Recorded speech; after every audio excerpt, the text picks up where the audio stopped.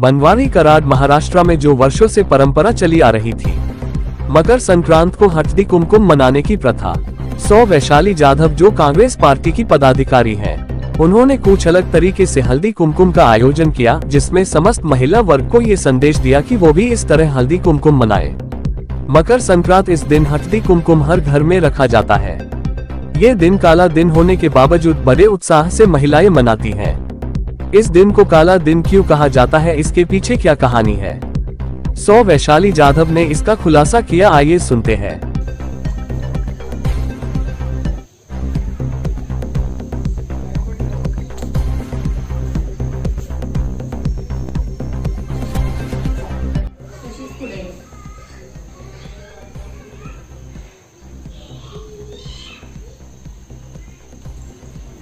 जय जिजाऊ जय शिवराय।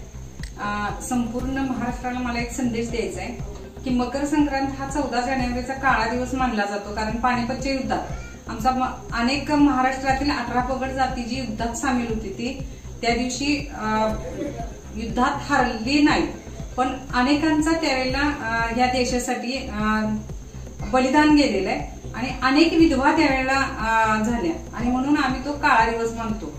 आज आमच्याच घरात हळदी कुंकाचा समारंभ आहे, तो मकर संक्रांतीचा म्हणून नाही तर या जानेवारी महिन्यात 3 जानेवारीला आपल्या सावित्रीबाई फुलेंचा जयंती आहे आणि 12 जानेवारीला आऊसाहेब जिजाऊंची जयंती आहे। ज्या जिजाऊंच्यामुळे स्वराज्याची स्थापना झाली, निर्मिती झाली, शिवरायांना घडवलं आणि त्यामुळं स्त्रियांना सुरक्षित केलं गेलं।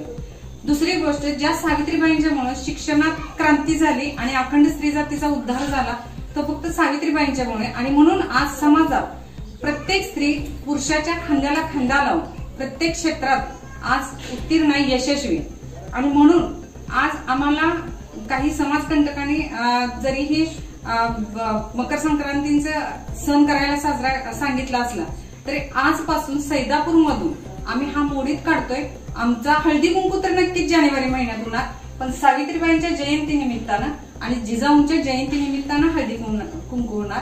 आणि ही मी प्रत्येक वेळी सांगत असते, पण कुठल्याही गोष्टीची चळवळ करायची असेल, क्रांती करायची असेल तर ती स्वतःच्या घरातून करावी लागते, आणि म्हणून मी माझ्या घरातून ही आज हळदी कुंकू चालू केलेला आहे। तर या सगळ्याचा इतिहासाचा सर्व स्त्रियांनी अभ्यास करावा आणि हळदी कुंकू आपल्या ज्याने आपल्या ही स्वराज्य आज निर्मिती झाली, आज हा महाराष्ट्र शाबूत आहे, ज्यांच्यामुळे त्यांच्यामुळेच आज हे संपूर्ण राष्ट्र स्थिर स्थावर आहे। त्यांची जयंती नक्की करावी ही मी सर्व महिलांना अगदी कळकळीची विनंती करते, तुम्हा सर्वांना संदेश देते। धन्यवाद।